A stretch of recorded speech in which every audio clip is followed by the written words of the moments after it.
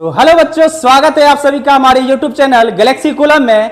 तो आज हम फिर से क्लास 11 का नया वीडियो लेकर आए हैं और आज से हम लोग चैप्टर स्टार्ट करने जा रहे हैं। इससे पहले जो भी हम लोग पढ़े थे प्री केमिस्ट्री का नाम से पढ़े थे और आज जो है बच्चा हम लोग चैप्टर का नाम है some basic concept of chemistry, रसायन विज्ञान की मूलभूत अवधारणाएं को पढ़ेंगे।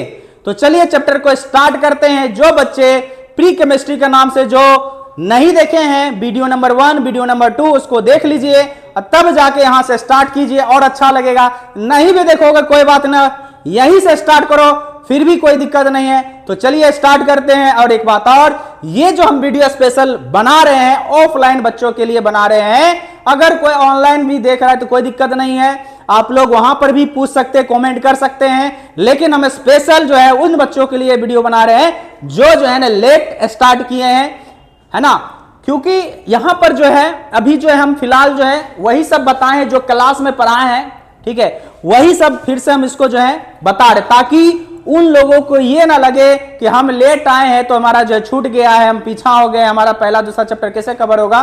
तो ऐसा बिल्कुल नहीं सोचिए, सेम टू सेम जो बच्चे ने लिखा है कॉपी में वही हम आपको बताने जा रहे हैं। तो so don't worry about it. तो चलिए हम लोग इसके बारे में स्टार्ट करते हैं। तो हमारा चैप्टर का नाम है रसायन विज्ञान की मूलभूत अवधारणा है some basic concept of chemistry. तो सबसे पहले यह शब्द आता है बच्चा कि रसायन विज्ञान होता क्या है। तो विज्ञान की वह शाखा जिसके अंतर्गत हम पदार्थ के संगठन, संरचना, गुणधर्म, रूपांतरण एवं उपयोग का अध्ययन करते हैं उसे हम रसायन विज्ञान कहते हैं। एक लाइन में हम बच्चा बोलते हैं कि पदार्थों का अध्ययन ही क्या कहलाता है, केमिस्ट्री कहलाता है, यानी कि रसायन कहलाता है। आप लोग बहुत बेसिक क्लास में ही पढ़ रखे होंगे। अब जरा ध्यान देना बच्चा, रसायन शब्द की उत्पत्ति कहां से हुई है। तो मिस्र से हुई है। सिंपल सा बात है, आप बच्चे से पढ़ रहे हैं कि मिस्र के पुराने कीमिया, जिसका मतलब काला रंग है, मिस्र देश की मिट्टी का रंग काला होने के कारण इसे कीमिया भी कहते हैं। ठीक है बच्चा, तो ये थोड़ा सा जानकारी था। मिस्र के पुराने कीमिया जिसका मतलब काला रंग होता है, वहां से ये शब्द लिया गया है। मिट्टी का रंग काला होने के कारण इसे कीमिया भी कहते हैं। अब जरा ध्यान देना बच्चा, एंटोनी लॉरेंट है ना, लॉवेजियर या लेवोजियर, जो बोलना है बोल सकते, प्रोनाउंसिएशन है, कहीं लेवोजियर बोलते हैं, यहां पर लिखे हुए हैं लावोजियर बोले हैं, को रसायन विज्ञान का जनक कहा जाता है। फादर ऑफ केमिस्ट्री क्या होता है, एंटोनी है ना, लॉरेंट लेवोजियर बोलेंगे इंग्लिश में। ठीक है, तो ये याद रखना ऑब्जेक्टिव टाइप से। बाकी बात तो रसायन विज्ञान के प्रकार आते हैं। तो रसायन विज्ञान के ऐसे तो मुख्यतः 3 प्रकार है। भौतिक विज्ञान, रासायनिक भौतिक विज्ञान, पहला हो गया भौतिक विज्ञान, दूसरा होता है बच्चा कार्बनिक रसायन और तीसरा होता है अकार्बनिक रसायन।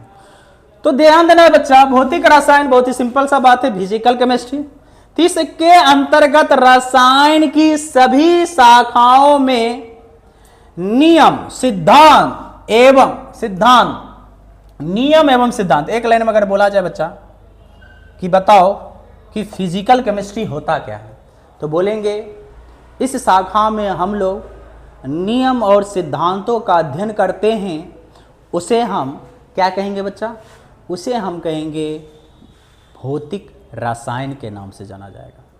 किसके नाम से जाना जाएगा बच्चा, अगर हम फिजिक्स यानी फिजिकल केमिस्ट्री की बात किया जाए तो फिजिकल में हम लोग नियम को ज्यादा पढ़ेंगे, सिद्धांत को ज्यादा पढ़ेंगे, वैज्ञानिकों का नाम ज्यादा पढ़ेंगे, इसी के बारे में अध्ययन करेंगे बच्चा, और इसी को बोला जाता है फिजिकल केमिस्ट्री। नाउ सेकेंड होता है अकार्बनिक रसायन। तो इसको बोलते हैं इंग्लिश में इनऑर्गेनिक केमिस्ट्री। क्या बोलेंगे बच्चा, इनऑर्गेनिक केमिस्ट्री के नाम से जाना जाएगा। तो इनऑर्गेनिक केमिस्ट्री होता क्या है बच्चा, इनऑर्गेनिक केमिस्ट्री होता क्या है। तो इनऑर्गेनिक में तत्वों एवं इसके यौगिकों का अध्ययन किया जाता है। तत्वों का अध्ययन क्या कहलाता है, इनऑर्गेनिक कहा जाता है। जितना भी तत्व है सबको लिख दो, ठीक है, तत्व लिख दो, यौगिक लिख दो, यही सारे तो हैं। ये यौगिक हो गए, ये तत्व हो गए। अब बच्चा ध्यान देना है, कार्बनिक रसायन किसे कहते हैं, अंग्रेजी में बोला जाता है ऑर्गेनिक केमिस्ट्री। तो ऑर्गेनिक केमिस्ट्री क्या होता है? तो इसके अंतर्गत कार्बन और हाइड्रोजन से बने यौगिकों का अध्ययन किया जाता है। फिर से बता रहे हैं, इसके अंतर्गत कार्बन और हाइड्रोजन से बने यौगिकों का अध्ययन किया जाता है। उसे हम क्या कहेंगे? कार्बनिक रसायन के नाम से जाना जाएगा। कार्बन और हाइड्रोजन से बने यौगिक को हम लोग क्या कहेंगे? कार्बनिक रसायन यानी कि ऑर्गेनिक केमिस्ट्री के नाम से जाना जाता है। अब बच्चा आगे भी है, इसका अन्य प्रकार अगर देखा जाए तो हमारे पास है वैश्लेषिक रसायन। वैश्लेषिक रसायन के नाम से, है ना, औद्योगिक रसायन, जैव रसायन, नाभिकीय रसायन, फॉरेंसिक रसायन, पर्यावरण रसायन और भोजन का रसायन, जिसको फूड केमिस्ट्री के नाम से जाना जाता है। इसके बारे में हम लोग आगे स्टैंडर्ड जब क्लास में जाते हैं तो अलग अलग फिर बढ़ जाता है, इसके बारे में अलग अलग से हम लोग अध्ययन करते हैं और फिर जाके इसका एक अलग ब्रांच हो जाता है तो हम लोग इसमें पढ़ते हैं। तो अभी तो हमें इसको पढ़ना नहीं, हमें तो मेन है हमारा क्या है? हमारा है फिजिकल केमिस्ट्री, ऑर्गेनिक केमिस्ट्री और इनऑर्गेनिक केमिस्ट्री पढ़ना है। बस ये जान ले, ये भी सारे जो है केमिस्ट्री के अंतर्गत ही आते हैं। ठीक है बच्चा। अब हमारा जो है एनसीईआरटी का पहला जो टॉपिक है रसायन का महत्व, यानी इंपॉर्टेंस ऑफ केमिस्ट्री। ये जो है इसका महत्व क्या है? क्वेश्चन ये आता है कि रसायन विज्ञान का क्या जरूरी है? तो बोलते हैं हम जरूरी ही जरूरी है, बिना रसायन के तो हम तो जिंदा ही नहीं। खास करके आजकल जीवन में सुबह उठो रसायन, रात सो रसायन, यानी सुबह से लेकर शाम तक जो भी क्रियाकलाप करो उसमें रसायन घुसा हुआ है। सुबह उठे ब्रश करना स्टार्ट, पेस्ट क्या है? रसायन है। तो स्टार्ट करते हैं वहीं से, है ना, समझ मारी बात। हर चीज में रसायन है, बीमार पड़े दवाई खाएं रसायन है, किसी देश को उड़ा देना है बम बनाओ, परमाणु, है ना, परमाणु बम, एटॉम, परमाणु बम हो गया, हाइड्रोजन बम हो गया, ये सब जो बम है ये सब क्या है? रसायन है। इसमें केमिकल रिएक्शन होता है, रसायन का यूज होता है, समझ मारी बात। खेत में आजकल जो खेत में जो है फर्टिलाइजर वगैरह यूज करते हैं या जो हमारे पास जो है कीटनाशक दवाई यूज होता है उसमें रसायन है ना। महिला को ले लो, लिपस्टिक लगा रहे उसमें रसायन है। ऐसा कोई चीज नहीं है जिसमें रसायन नहीं है, हर चीज में रसायन घुस चुका है। अब हम लोग इसके बिना रह भी नहीं सकते हैं, ठीक है ना। अब देखो, दैनिक जीवन में रसायन का उपयोग हर क्षेत्र में होता है, बिना इसके उपयोग के जीवन की कल्पना नहीं की जा सकती है। रसायन के कुछ उपयोग निम्न क्षेत्रों में बांटा जा सकता है। पहला है दवाइयों में, जो बताए थे बीमार पड़े थे दवाई हम लिए, स्वास्थ्य एवं चिकित्सा क्षेत्र में इसका उपयोग किया जा रहा है। दूसरा है बच्चा कृषि क्षेत्र में, यूरिया, अमोनिया, सुपर फास्फोट और डीडीटी, है ना। डीडीटी का फुल फॉर्म होता है dichloro diphenyl try chloro ethane, ठीक है। अब जरा ध्यान देना है बच्चा, देखो सल्फास जो होता है बता, चूहों को मारने वाला जो दवा होता है उसमें पाया जाता है। तो ये सारे जो है कृषि क्षेत्र में उपयोग किया जाता है। आगे बच्चा औद्योगिक क्षेत्र में, औद्योगिक मतलब क्या? तो जितना भी हमारे पास है इंडस्ट्रियल वगैरह है, जैसे सीमेंट बनाना है तो केमिकल का यूज हो रहा है, नायलॉन बनाना है, कांच बनाना, प्लास्टिक, रंग, पेंट इत्यादि, ये सारे के सारे जो हमारे बच्चा वो किस में होता है? औद्योगिक क्षेत्र में इसका उपयोग किया जाता है। और ये क्या है? ऑल्सो एक केमिस्ट्री ही है। नए पदार्थों के निर्माण में, नए पदार्थों के बच्चों निर्माण में इसका उपयोग किया जाता है। नया नया जो डेवलप होता है ना, नया नया जो खोज होता है उसमें हम लोग केमिकल डाल डाल के नया नया चीज बना रहे हैं। युद्धों के क्षेत्र में परमाणु बम हो या हाइड्रोजन बम हो या डायनामाइट हो, ये सभी में हम लोग केमिस्ट्री का यूज करते हैं। जीवन विज्ञान के क्षेत्र में भी, जीव विज्ञान के क्षेत्र में भी, बायोलॉजी के क्षेत्र में भी इसका उपयोग किया जाता है। या फिर पर्यावरण को प्योर करना है उसमें भी हम लोग केमिकल छीट के पूरा प्योर कर देते हैं, ठीक है बच्चा। अगर यहां तक किन्हीं बच्चे को दिक्कत है तो बताओ। अब आ जाता है पदार्थ। पदार्थ होता क्या है बच्चा?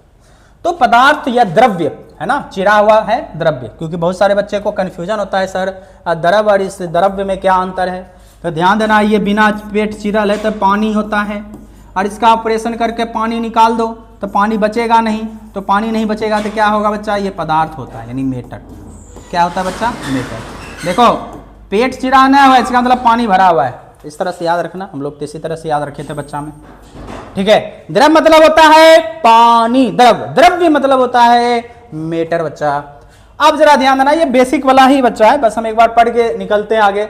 कोई भी वस्तु जिसमें द्रव्यमान हो तथा जो स्थान घेरती है द्रव्य यानी कि मैटर कहलाती है, जैसे पुस्तक, कलम इत्यादि। इस दुनिया में तमाम ऐसा जो भी चीज आपको नजर आ रहा है बच्चा, वो सारे के सारे क्या है? पदार्थ है। पदार्थ क्या नहीं है? तो पदार्थ जो है विकिरण नहीं हो सकता है, प्यार नहीं हो सकता है, नफरत नहीं हो सकता है, सुगंध दुर्गंध ये सब कुछ भी नहीं हो सकता है। तो पदार्थ होता क्या है? तो पदार्थ में ये दो चीज याद रखना, जिसमें द्रव्यमान हो तथा जो स्थान घेरती हो उसको हम लोग क्या बोलेंगे? पदार्थ कहेंगे। अब बच्चा आता है द्रव्य यानी पदार्थ का वर्गीकरण। तो द्रव्य का वर्गीकरण भौतिक वर्गीकरण और रासायनिक वर्गीकरण होता है। अगर द्रव्य की तीन ध्यान देना, द्रव्य की तीन भौतिक अवस्थाएं होता है। अभी इसको हम लोग पढ़ेंगे भौतिक वर्गीकरण। तो भौतिक वर्गीकरण बच्चा होता है द्रव्य की तीन भौतिक अवस्थाएं होती है। पहला होता है ठोस, द्रव और गैस। अन्य भी होती है, प्लाज्मा सबसे गर्म अवस्था, जैसे स्टार, सन, इससे जो आयनिक अवस्था भी होती है। ठीक है, ये सब आयनिक, सॉरी, स्टार, सन हो गया, तारा हो गया, सन हो गया, वहां पर प्लाज्मा स्टेट होता है और इसे आयनिक अवस्था भी कहते हैं बच्चा। कौन सा अवस्था कहेंगे? आयनिक अवस्था। अगला है बच्चा Bose Einstein condensate. Bose Einstein condensate हमारे देश के सत्येंद्रनाथ बोस हैं जो कि भारतीय वैज्ञानिक है, और आइंस्टाइन, ही दोनों ने मिलकर एक स्टेट खोजा। दोनों का सहयोग से बोला गया कि दोनों का नाम रहेगा कंडेंसेट रखा गया। ठीक है बच्चा। सबसे ठंडी अवस्था होती है, सबसे ठंडी अवस्था क्या होती है? बोस आइंस्टाइन। सबसे गर्म अवस्था प्लाज्मा, सबसे ठंडी अवस्था बोस आइंस्टाइन कंडेंसेट। ठीक है बच्चा। अगला होता है फेरमोनिक कंडेंसेट।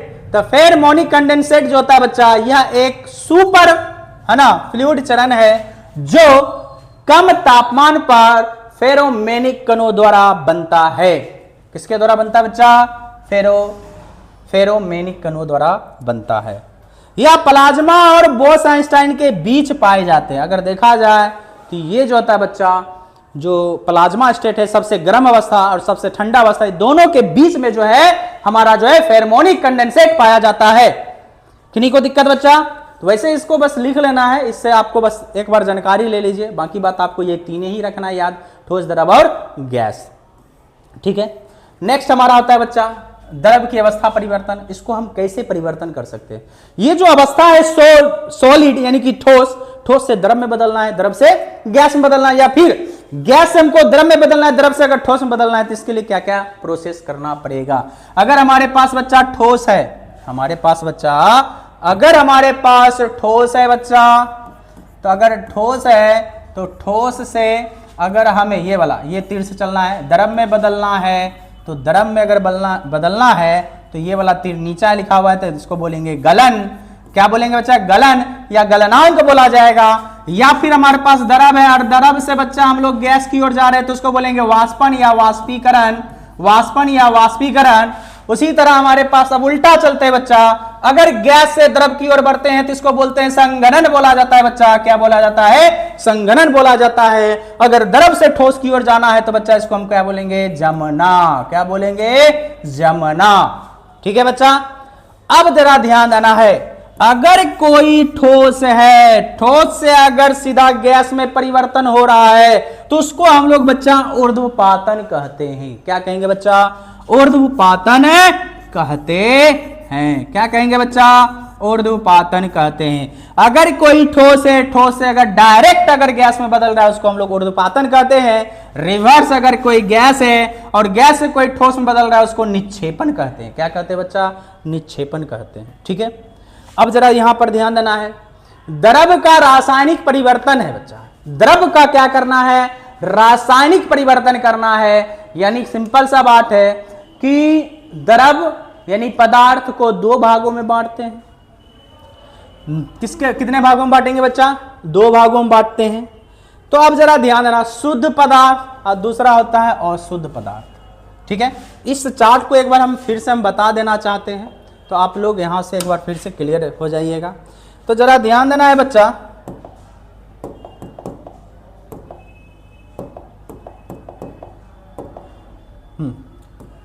ध्यान देना। देखो यहां पर हमारे पास है बच्चा द्रव्य है। द्रव मतलब पदार्थ। पदार्थ। पदार्थ को जनरली हम लोग बच्चा दो भागों में बांटेंगे। कितने भागों में बांटेंगे? दो भागों में। एक होता है शुद्ध पदार्थ, शुद्ध पदार्थ, और दूसरा होता है बच्चा अशुद्ध पदार्थ। क्या होता है? अशुद्ध पदार्थ। ठीक है। शुद्ध पदार्थ को जनरली हम लोग बच्चा क्या कहते हैं? तत्व कहा जाता है, या फिर इसी को हम लोग यौगिक के नाम से भी जाना जाएगा। ठीक है।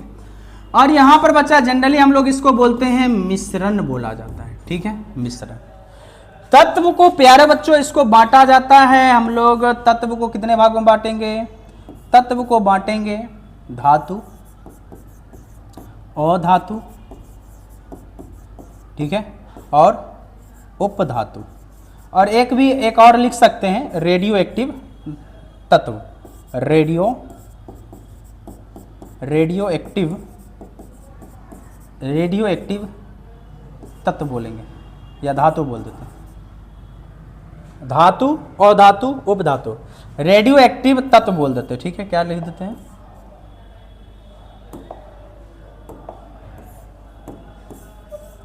रेडियो एक्टिव तत्व बोल देते हैं। ठीक है।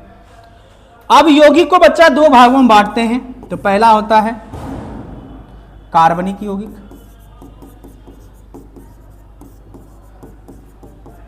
और दूसरा होता है अकार्बनिक यौगिक।